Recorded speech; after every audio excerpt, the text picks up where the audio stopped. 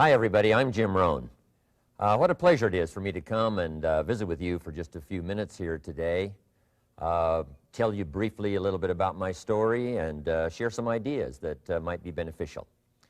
I've lectured in some high school classrooms in California and Arizona and some universities and colleges, Pepperdine University, San Diego State, Arizona State University. And so I've had a chance to talk to kids that are interested in themselves and interested in their future, interested in America, interested in what they can do with their lives, and listening to stories that might be beneficial.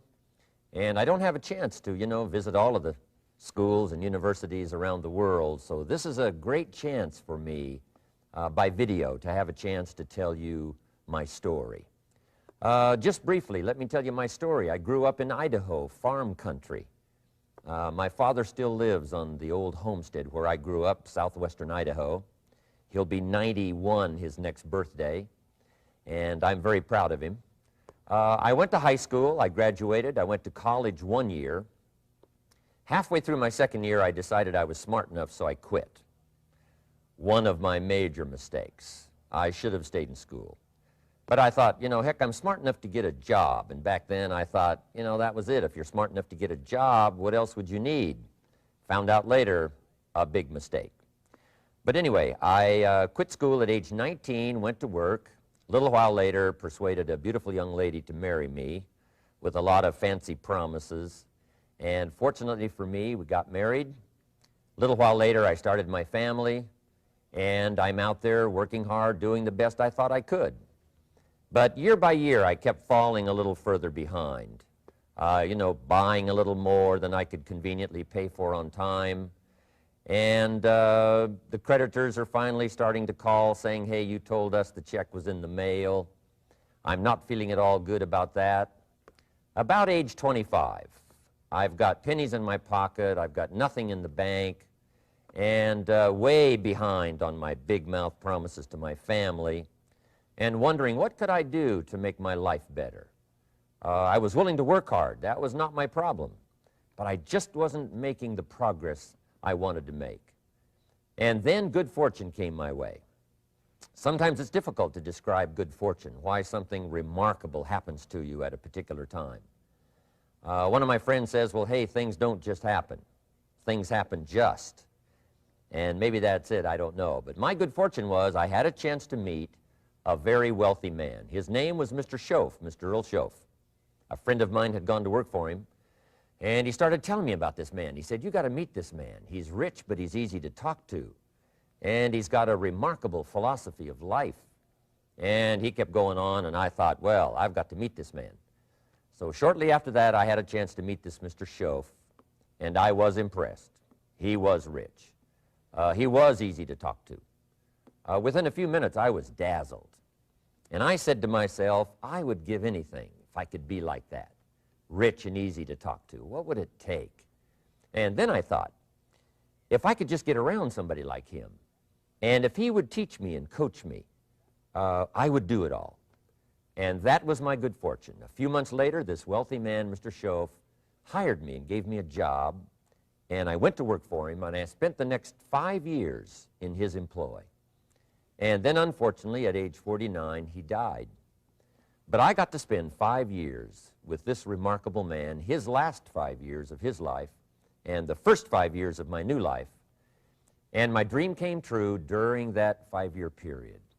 This man took the time to teach me and coach me. He taught me the books to read. He taught me the disciplines, and he taught me the skills. And he taught me the changes to make in my language and personality. And the things he shared with me during that 5 years changed my whole life. Changed my income, changed my bank account, changed my future. I've never been the same.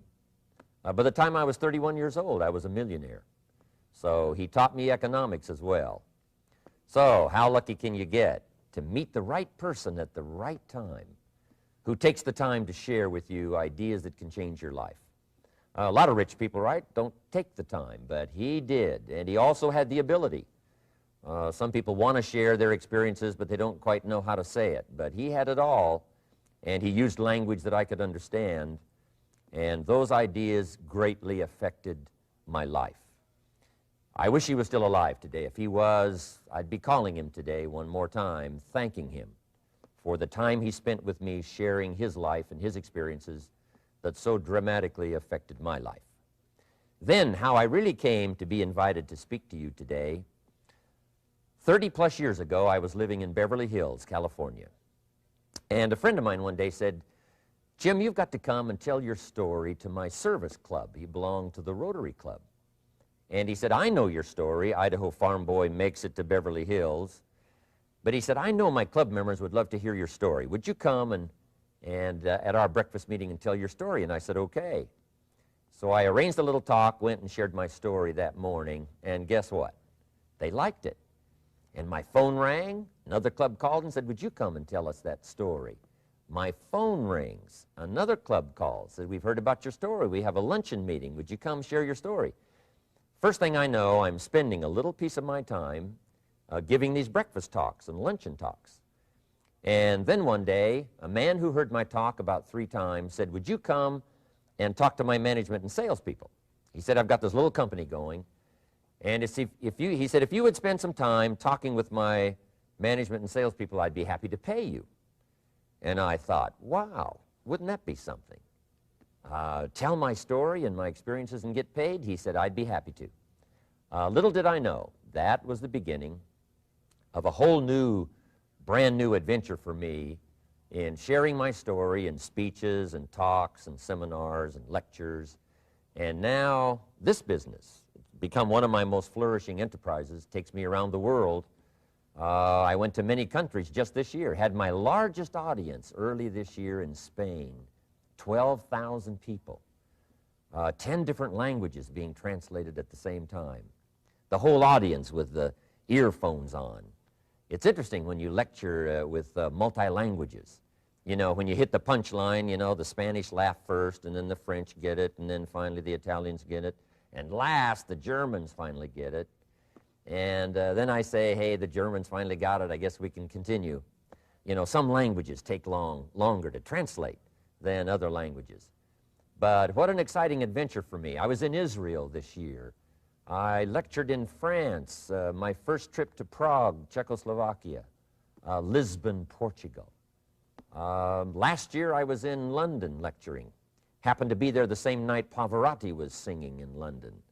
So, a big dilemma for the people in London. Shall we go see Jim Rohn or shall we go listen to Pavarotti? Well, I must admit he had more people than I did, like 150,000 more. He did a free concert in Hyde Park, and they expected 250,000, but only 150,000 showed up because it rained.